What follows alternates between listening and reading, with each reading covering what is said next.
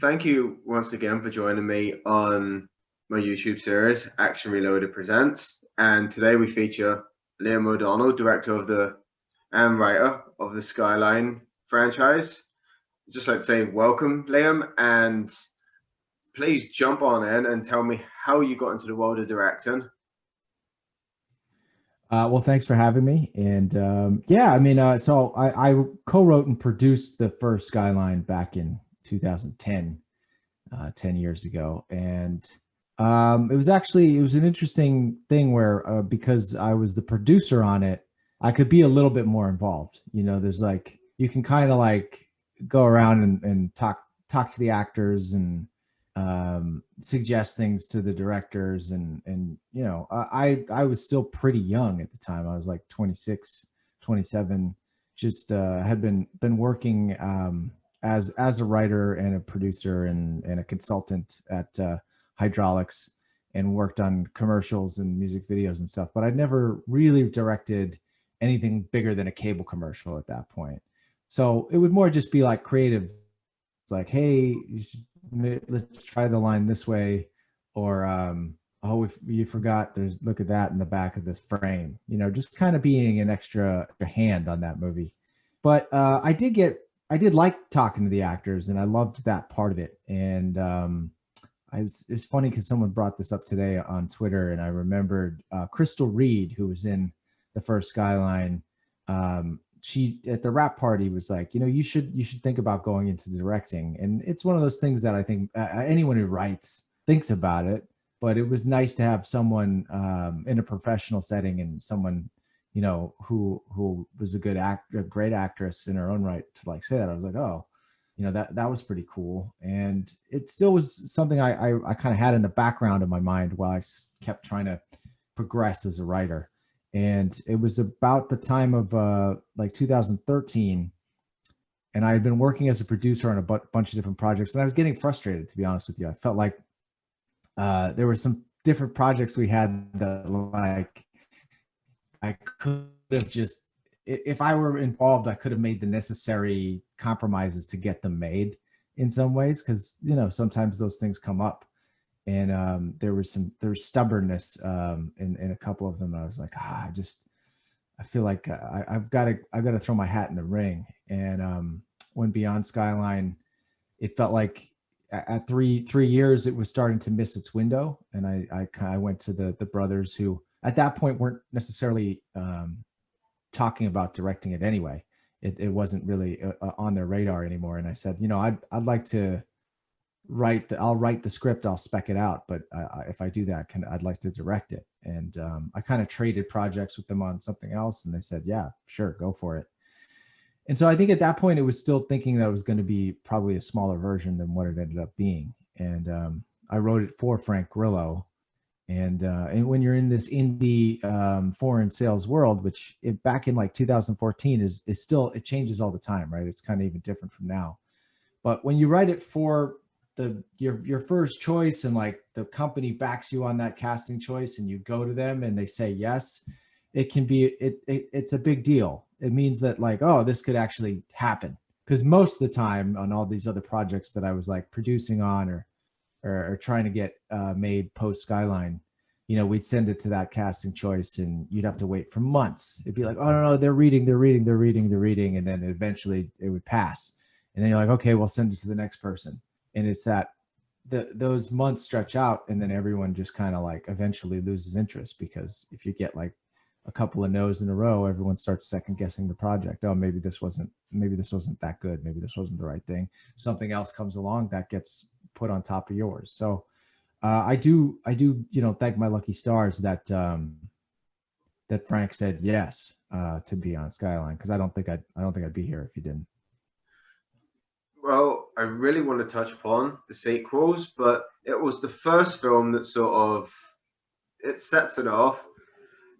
So, what initially inspired you to write the first one? Because I've watched all three and I've made comparisons to all three, but I don't want to make them until the end, just to see if you agree, because then we can just stay on topic of each one. Yeah. Otherwise, I'm going to end up talking your ear off about the latest one. Okay. Yeah. No. Absolutely. Well, the inspiration of like how, it was very practical, right? It was like, okay, you've walk, I started renting in the bottom floor of that condo building, and Greg bought his condo on the penthouse floor. And so it was still being worked on, and I was living there, and me and my roommate was another filmmaker. We were already like shooting videos of us like on this helipad in like sci-fi gear, and like making it's actually online. It was called Offline. It was a short from like 2008 that we made on the same building. And so we were already kind of like filming illegally and knew it was a cool location. And then when I walked into Greg's condo when it was finally done, and then you have this big panoramic view of the Los Angeles, it was like, okay, this is like, we could do a movie here. And then you just start asking the questions like what would this benefit, what story could you write around this location? And it felt like, having it, waking up to an alien invasion was a really cool idea, and that it being sort of this mystery that has like a light, and then where are the people going, what's going on, and getting everybody, and then doing this big reveal. That kind of all came pretty organically. And of course, like, I think just the four of us, like Greg, Colin, and Joshua Cortez, the co-writer, we were all excited about kind of upending the genre and doing sort of a zombie movie within, an alien invasion movie. So for us, it was very much Night of the Living Dead in an alien invasion. So, the tropes of an alien invasion movie are different from a zombie movie, but we didn't really kind of understand why, because it seemed like it would be a hopeless situation, a hopeless siege. But in a zombie movie, audiences seem to like completely be okay with that, right? Yeah. Like, all of your favorite zombie movies, like generally like the hero dies at the end and like the zombies eat everybody, and everyone's like, yeah, that's probably what would happen. So we were like, we'll do that in an alien invasion movie. And for some reason that really bothered people. So the ending kind of kept getting bigger and weirder, because it felt like just having them lose and the aliens win wasn't satisfying people. So like that kind of was the ending. And we just kept going bigger and bigger with the ship, almost to the very end, where it was like, let's add these stuff in the credits to keep explaining things. And we kind of ran out of time. The movie had to be done, and it had already been sold.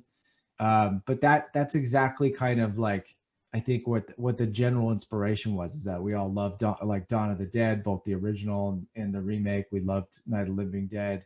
And it felt like that was kind of the general mashup inspiration between the two of them. Like even in Night of the Living Dead, there's a whole sequence where they're listening to the radio in the military, and you can kind of, things are going bad.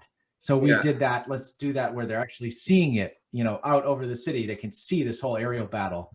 So it was kind of very much taking those inspirations and trying to realize them with, the modern visual effects at the time. The budget for the movie seemed pretty big, or else you just can do really, really, really, really, really so much with a small budget, because the effects in the first one were outstanding. Yeah, they're all very similar budget levels, to be honest with you. It's just about, where the money costs things at the time, right? Like VFX were more expensive in 2010 than they are in 2020. There's some things that stay the same, but in general, like most technology, like TVs and everything, like the longer it's around, the cheaper it gets in a lot of ways, but you're still paying for artists, you're paying for labor. But in general, some of that stuff was just more expensive back in 2010. But the shooting budget was by far the cheapest. It was like we originally shot the 40 days of Skyline for like under $500K, like about right up to the minimum SAG budget that we could afford to do all of it. Then we took it to buyers, like a month into post, and we had kind of the ending roughly cut out with previs, and sold it to Relativity and Universal. So from that point on, it's like, okay, we had this very small initial investment. Now it's sold, and they're going to give us this theatrical commitment. So the brothers owning their own visual effects company really like poured a lot of resources into the post on the movie. So, you know, we could have finished the movie probably a lot cheaper, but they spent, you know, they got like the best sound team, Brian Tyler, who's, you know, the composer for all the Fast and the Furious films and Marvel films. He executive produced the movie, and like his friends of theirs, and brought in like all of these top guys to do all the sound, do all the music, and then yeah, with the visual effects, they had the probably hydraulics at the height of its powers, the biggest amount of staff and really great artists working on the first one. Then once you had poured everything into this and it was released, I can't really remember back to the original release, being 10 years back. I can remember everything. Ask me a question. Did it do well amongst fans and critics? No, it didn't. No, not at all. It did. It was about as disappointing of a reaction as you could possibly have. Yeah, it was like, especially because of like how kind of meteoric the rise was in a weird way. You know, like we came up with this thing in like Thanksgiving 2009. We did like a pitch trailer. CAA loves it. They got us financing. We shoot it. You know, we cast it with all this really great cast. We got a great team together. We shoot it, I think like January through March. We sell it to Relativity and University. We sell it to them, I think, in April. So then like July, we're at Comic-Con with like this huge panel, billboard, just all this buzz. And it was like, wow, you know, it's like kind of like, it's the dream, I think, for most indie filmmakers. Like we lived out like the first half of the dream. And then it's like, you got like a wide release, you know, it was like, I think it still ended up being either in the top 3 or 4, but like you're up against a Tony Scott, Denzel Washington movie, you know, in theaters across the country, for something that we shot in our boss's apartment. So it was like this like Cinderella story, and you can kind of start to delude yourself because your delusions are coming true around you. You're like, oh my God, this is going to be huge. And, you know, I think, you know, you're like, oh, let me just check the real estate on houses in the hills. You know, you're feeling really good. And then, so then when it came out, and it was like, and not even, you know, I think even specifically the reviews were pointed towards the writing itself too. So like, you know, as much as anyone to take blame for anything in the first movie, I'd say it's myself, you know, because I feel like the script had some fundamental flaws to it, and that those are the things that kind of like could have saved it. But everyone all agreed, you know, great visual effects, you know, great production value, like really ingenuity. So it wasn't like I'm not saying it from like some writer standpoint, like, I had this brilliant script and these other directors screwed it up. It was more the opposite. I took a lot of responsibility for for the first movie's reaction, and I put a lot of pressure on myself to try to kind of seize the opportunity to do something different with it on the next one. So when the next one did finally come along, which I'm sure people didn't see coming with that 7-year gap. Yeah. You bust back on the screen with Frank Grillo, which was an instant sell. But then you got Eco as well. Yeah. From the Raid movies. So absolutely. I'm sure you're on cloud 9 already with the cast. 100%. I mean, and even the 7-year gap is kind of weird because that movie just took forever to make. Like we started shooting around this time, Christmas 2014, and then early 2015, Frank had to do another movie that he'd already agreed to do, so we had to break for like 2 months in the middle of our shoot. After we did all the Indonesia part first. All the second half of the movie was what we shot first, and then like all the first half was kind of shot like. We'd get like a week here in March. So we shot for like a week for the subway car scenes where they're inside the subway car. that was all done in the Seinfeld subway car set that we took and we put in a warehouse in San Pedro. So we did that for like a week. Then we break again. He's got another thing. We all meet up in Toronto in May and do all of the actual subway station stuff and some of the exterior LA stuff. So it was a weird kind of schedule after the Indonesia stuff. So that's why I kind of think it makes sense when people really like say, oh, the second half of Beyond Skyline, it really comes to life. And it was like, well, it was kind of like we were all hunkered down in this one place making the movie in Indonesia. And then after that, it was a lot of starts and stops. And being a first-time filmmaker, it was just like, it was definitely like, you know, jumping into the deep end of the pool with like weights on tied to my neck. But yeah, the fact that we got, but so just to go for the, to then 2017, it's like we have all these visual effects that were more than we thought we were going to have. And we actually finished that movie in 2016 and like wanted it to come out at the end of 2016, which was like about a 2-year gap was kind of what we thought. You know, I was really hopeful that we were going to be able to do the whole movie in a year like we did with Skylines. Yeah. But 2 years, like, okay. Then we tested it and everyone's like, we got to figure out what to do with this Rose character. She's not, you know, everyone's worried that she's going to die next day. You've got this girl growing throughout the whole movie. So like, okay, we're going to do a reshoot. So we did the reshoot with Lindsay last and did like a day reshoot at hydraulic stages. And that was what really inspired part 3. But then we finished that movie and then the Vertical doesn't want to release it till like Christmas 2017. So it's like, man, this thing that like started, you know, 3 years ago is now coming out 3 years later. So it feels like to me, almost like, it feels like, you know, when in my mind that like Skyline is 2010, Beyond Skylines 2015, because that was the year that I was making it. And then this one's 2020. But it's weird how it looks from the outside where it's like this big 7-year gap for sure. The second one reminded me a whole lot of Predator. Was there sort of an influence there?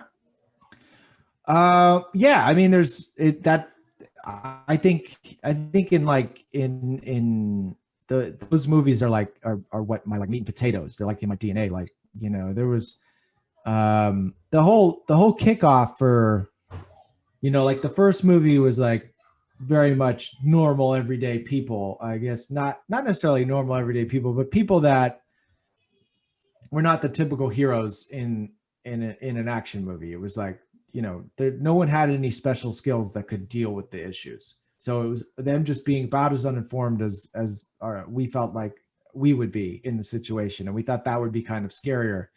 And then part 2 was like, okay, well, we did that. Let's do it. Like, we'll move into like, what if John Mcclane were in an alien invasion? So that's kind of what like Frank Grillo's character was to me. It was like, I want to put, you know, a John Mcclane diehard type of cop.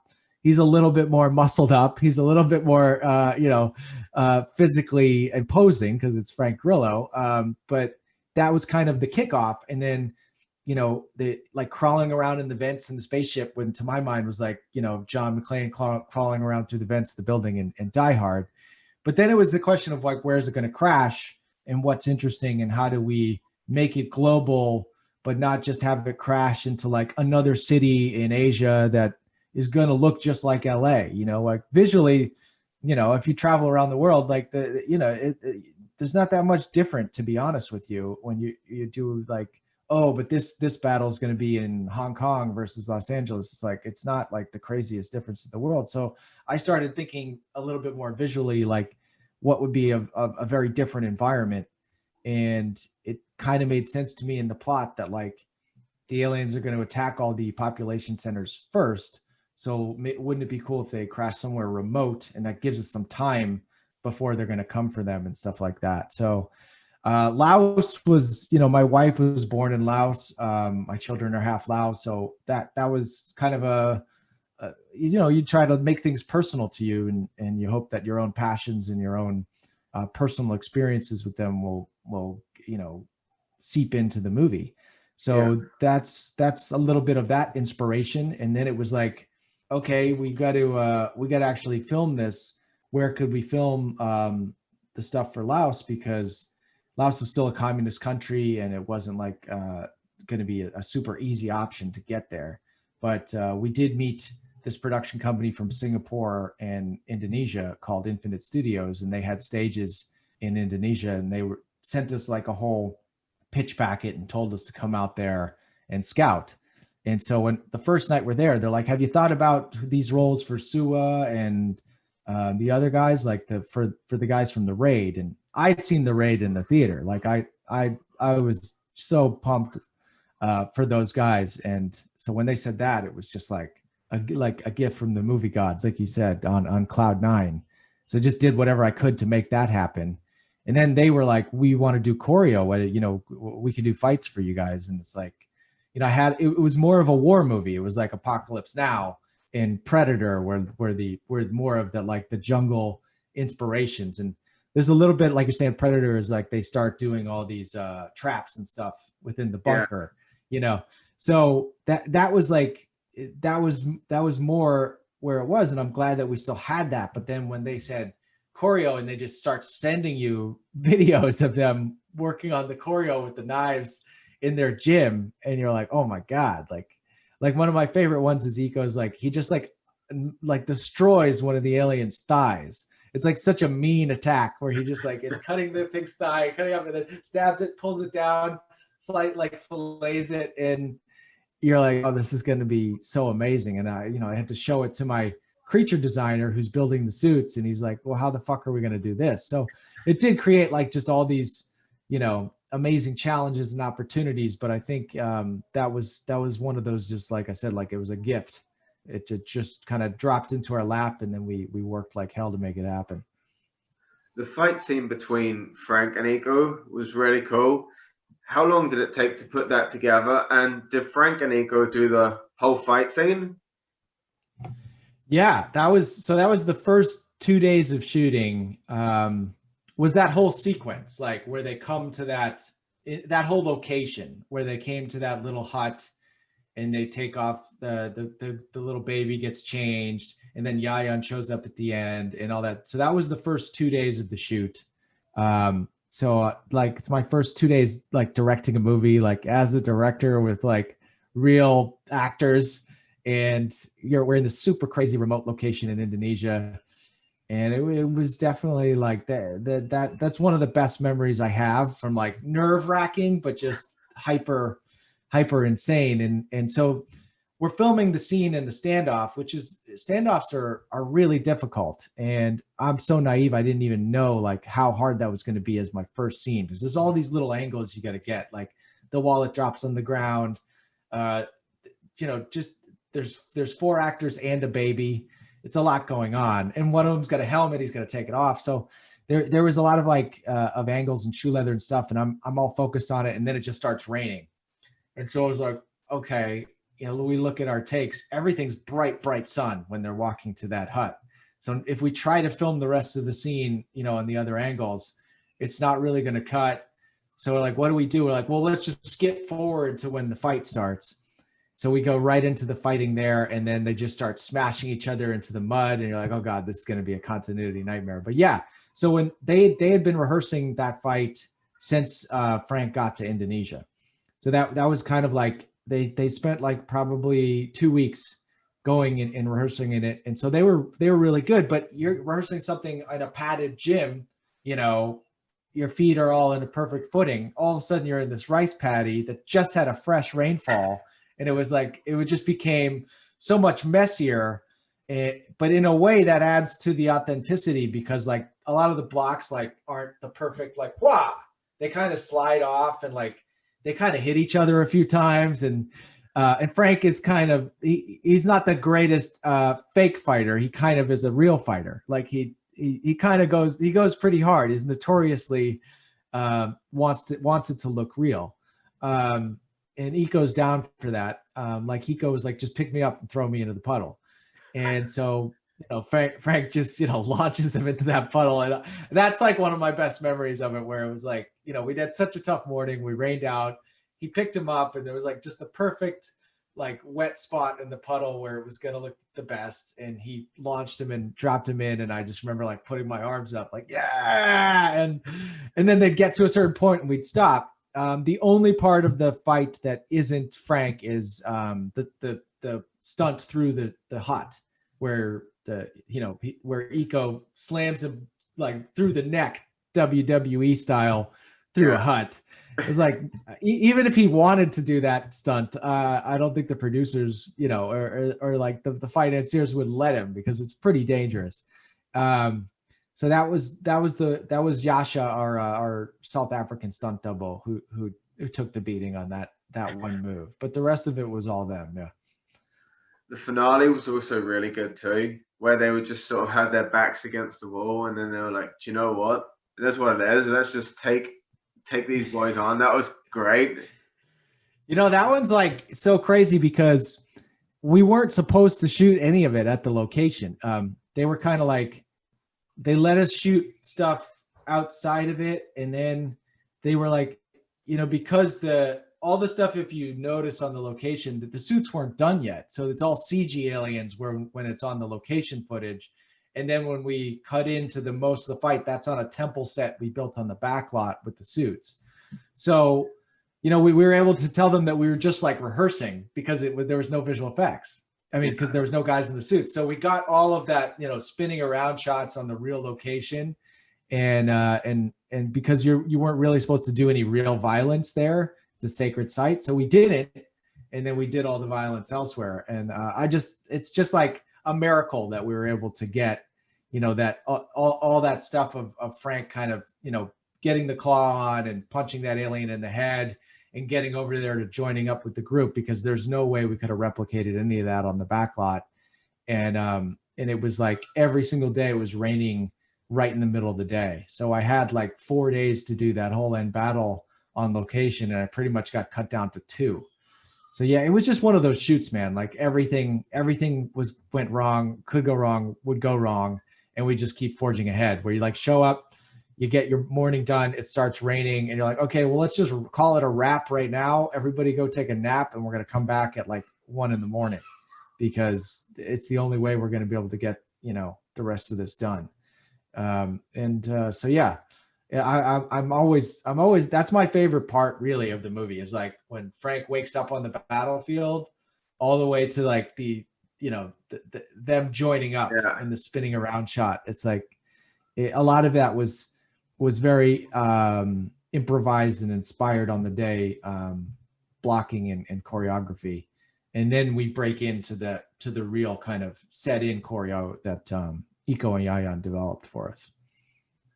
I have to say as well, one of the best parts of the movie, even though it's not really part of the movie, is the end credits with the bloopers. Yeah, they were hilarious. That was one of the things where people, and certain people that now see the third one haven't seen the second one, are like, why are you doing bloopers? And it was really just because the bloopers are so damn good in the second one. I was like, I have to do this. It's just hysterical. Yeah. Like, because they're on these huge stilts and they keep falling over. And then, even the very end where Frank's just like, you're the stupidest fucking monster I've ever seen in my life. It was just too kind of good. And so that was that was something that we definitely, we knew we had to continue the tradition in part 3. The creatures looked really good, and that's what I was wondering throughout. Are they CG? Are they people in suits? I just couldn't really figure it at first until I seen the end credits. Then I was like, you've mixed both together. Yeah, I mean, that's even what I said, like, because the suits weren't done on the location. So when Frank's like sitting there on the ground and the alien's coming towards him, that's a CG alien, because in camera we had our suit actor in a leotard like coming towards him. And then like the inserts, the tighter stuff we did, it's the creature that we would shoot back like at the back lot in on the stages. So it's always a little bit of a mix, and we kind of kept that. We did less CG pilots in part 3, but it's still like there's a big scene where Trent, our big alien hero, kind of comes out of nowhere and rescues Rose. Yeah. And so like when he's running and jumping through the air and stabbing something in the head, that's CG. And as soon as he pulls it out and stands up, it's back to practical. because like, you know, it's just always like a kind of a mix on a shot for shot basis.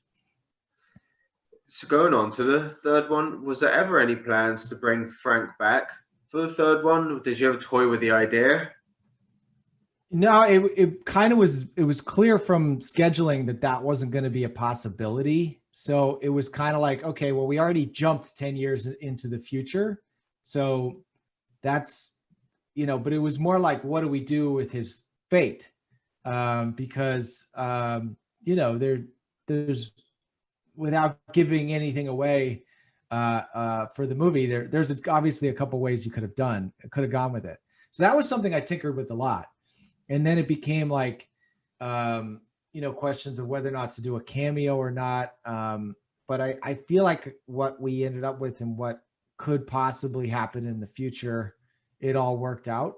But yeah, no, it was pretty much just because of the way that the other one ended, and then what I knew this third one was going to be. It was never really quite in the cards. The one that was in the cards that we kicked the tires on was having Iko come back for a cameo, as well as Yayan, which we did get back, but it was again a scheduling thing. I even kicked the tires on possibly having Bojana Novakovic's character play the Dr. Maul character. You know, it was like, kind of like, would that work? And it ultimately felt like it made more sense to go with a new character, and because what we had her doing was so outside of what that character was in the last one. So, you know, it's like it's definitely like there's a movie in between the two movies that you could do that would bridge them together. Yeah. But I kind of liked that it was a little bit more of a standalone, and it wasn't. It didn't fall into what most sequels do, which is like, oh, you like that and that one, we're just going to do more of it. You know, we do kind of our own thing each time. So the first one, if I had to describe them to someone, I'd say the first one was sort of like District 13 / like maybe Independence Day / Cloverfield. The second one I would put. You mean District 9? District B13 is the parkour movie, right? Oh my god, that's yeah. My bad. No worries. Just clearing that up for the nerds. I know. District 9. They'll roast me online.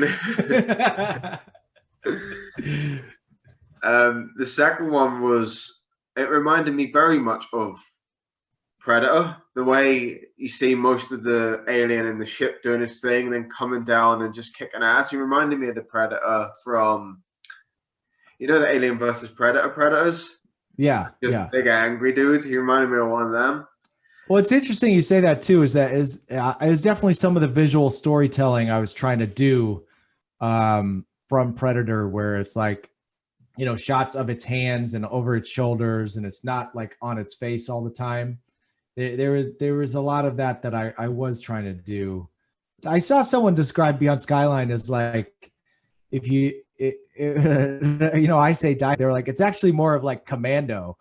Like it's like you know, because he gets like, you know, stabbed through the leg and he just kind of like walks it off, and like, you know, like just punches aliens in the face and blows things up with a bazooka. And I was like, oh, it's not a bad comparison either, but it's definitely, you know, I think both films that I directed are very much in that like late 80s, early 90s, like, you know, aesthetic, but definitely. just different genres and with modern visual effects. That's kind of the idea, I guess. And then the third one sort of reminded me of Aliens, you know, the second Alien movie, Aliens, and a little bit of Riddick. Yeah, that very deliberately. You know, that's even why it was Skylines, because I was like, if I'm gonna do this as an Aliens, you know, homage, I'm just gonna put it in the title. Like, you know, you're not like, it's 100%, you know, a love letter to Aliens. And then the Riddick part of it was something that just kind of, I kind of forgot that like he had the superpowers in 2, because that was the director's cut. And so then I was like, oh yeah, it is kind of like a female Riddick. when I was in the middle of it, and I love that too. I mean, I love the both, all three of those movies as well. But yeah, her powers are, I guess, a little bit more of predominant in this one than in the Riddick films. It's very much kind of all about, her powers, and her powers are like almost a stand-in for her emotions and where she is and her like confidence and her abilities. So I liked that we were able to kind of do something new with her and her powers. And like that was, to me, was the twist. It's like, okay, the Aliens movies, they're this Vietnam allegory, and this one's, it's a much messier, little bit more of a nuanced thing, where it's like this mission's being led by aliens. Like Rose and Trent are the most powerful people on the mission, and they're the ones that know everything, and they're the ones that kind of get every single thing done. The humans are just like kind of standing there, and there's at one point where they're just like, well, just let them do it. So I thought that was kind of the thing that made it unique, and that I tried to lean into as much as possible, and kind of lean into the weirdness of aliens, hybrids, being caught in the middle between their allegiances, between humanity and between the aliens. And then with having Daniel Bernhardt, and this time round, did he sort of help out with the choreography with the 8711? Yeah. Well, the company is Real Deal Stunts out of Berlin, but they're young guys, and they've worked with 8711, and they've worked with Daniel a lot. Like they had all just worked on Hobbs and Shaw together on like a couple of different fight scenes. If you watch like the Jason Statham kitchen fight in Hobbs and Shaw, he beats the shit out of Daniel and John Aiden, who was our second unit director, who's from Real Deal. And then in the other fight scene where like Statham and The Rock are like looking at each other as they beat up the two guys down these hallways, they were back in those fights too. Our guy Z and our other guy Fong, who played the matriarch in this movie, were in that scene. So these guys are, anybody who's like a great action star the past 5 years has like beat these guys up on screen, and they've made them look great. So that was when they were recommended to us. We were already in Belgium prepping the movie, and my producer Matthew Chuss and I took a train to Berlin because they were shooting a proof of concept for the movie with Bob Odenkirk, Nobody, that the trailer just came out this week. And so we got to go on set, and Daniel was there working with Jean, because he's directed things in the past himself. He's choreographed. He's been the lead in a lot of different movies back, like the Bloodsports. And then he's also, cool to be a team player and do stunts and do whatever. So he's just kind of got a great attitude, and is just going to do whatever it takes to help, things look great.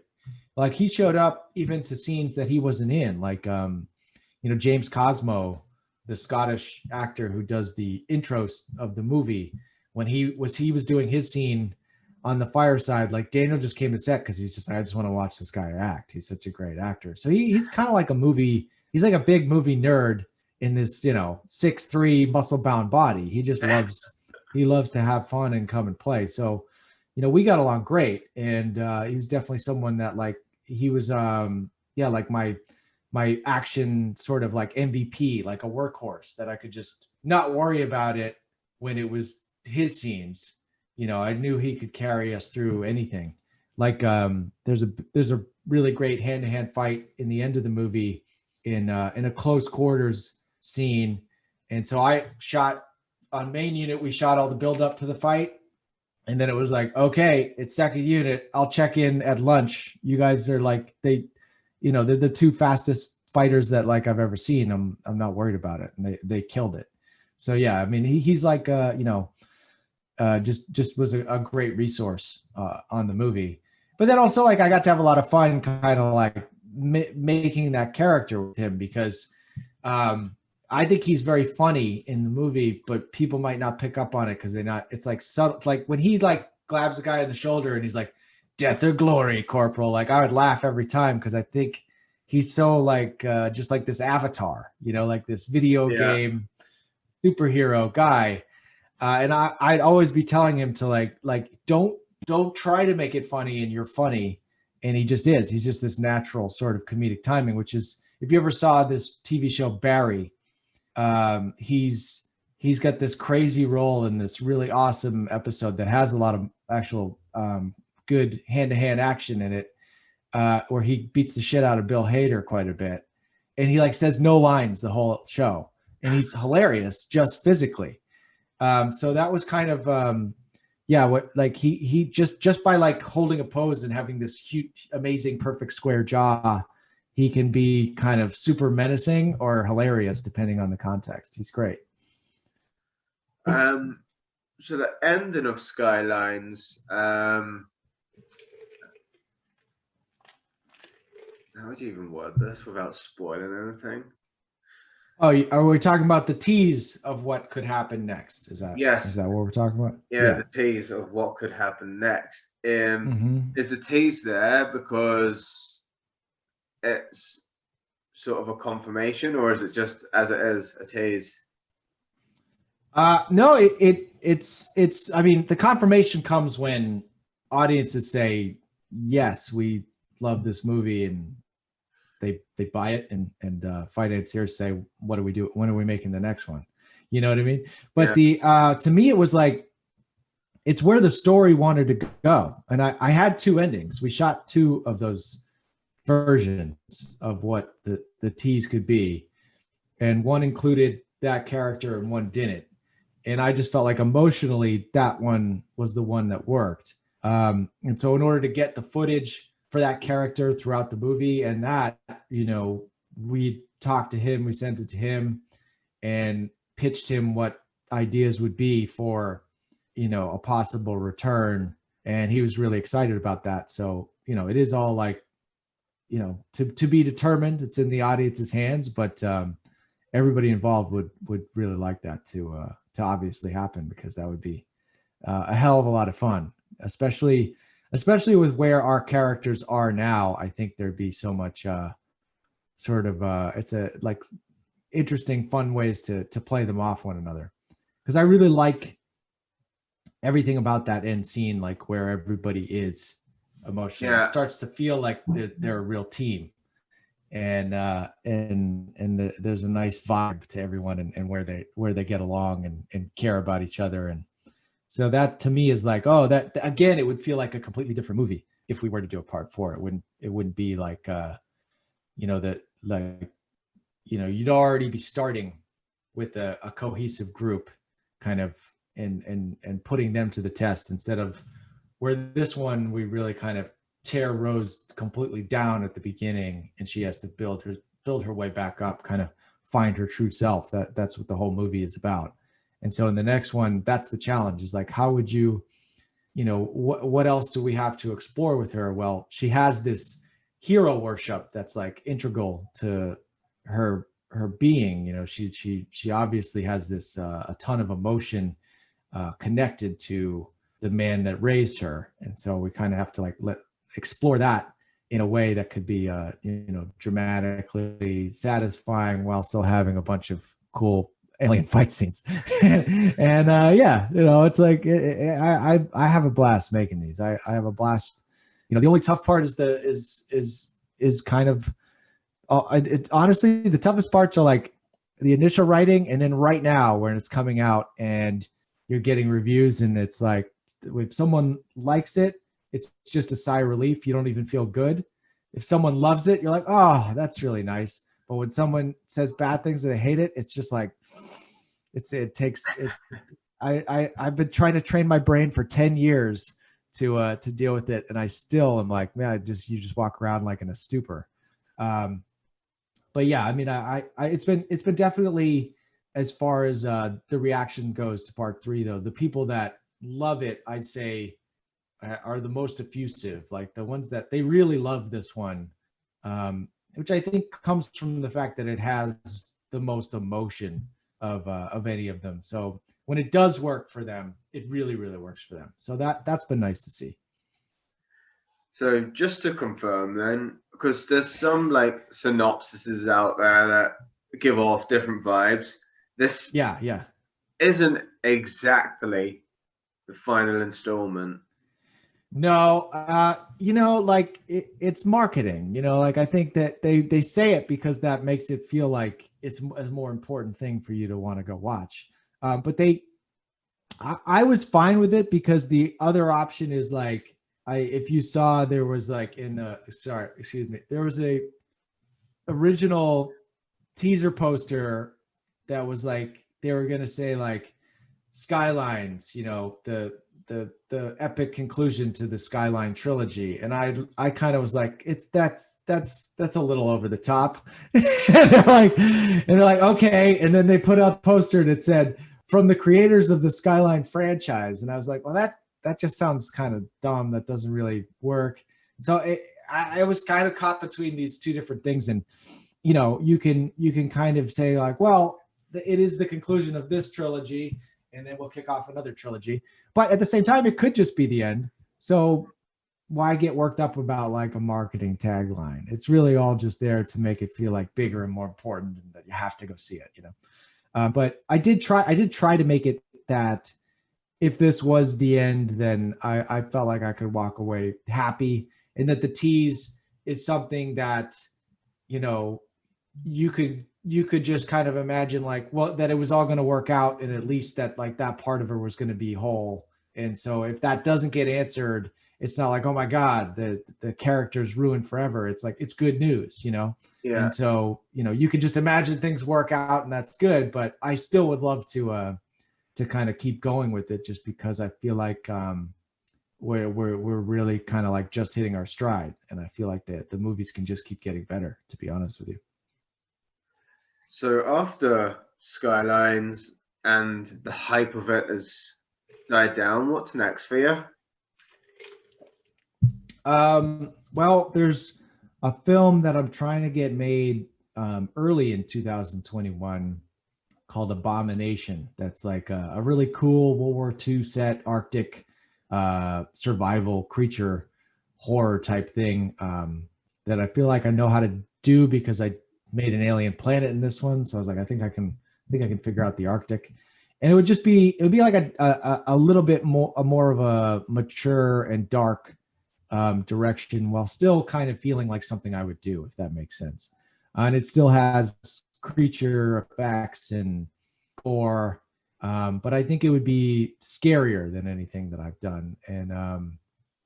And so yeah, that'd be a fun one to do next. And then hopefully come back and do another Skyline, and just kind of keep making these type of movies. The thing why I like making them is because there's so much freedom to kind of do a different genre each time. It doesn't feel like I made really Skyline 2. It doesn't feel like I made Beyond Skyline 2. It feels like I made 3 different movies. So that all can I kind of connect. So that's what's neat about it. I feel pretty lucky, to be honest with you. Well, Liam, it was amazing having you on.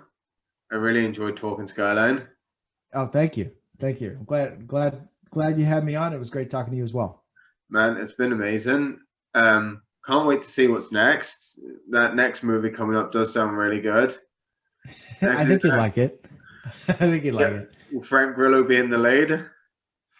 Well, it's a younger guy because he's a disgraced World War II soldier.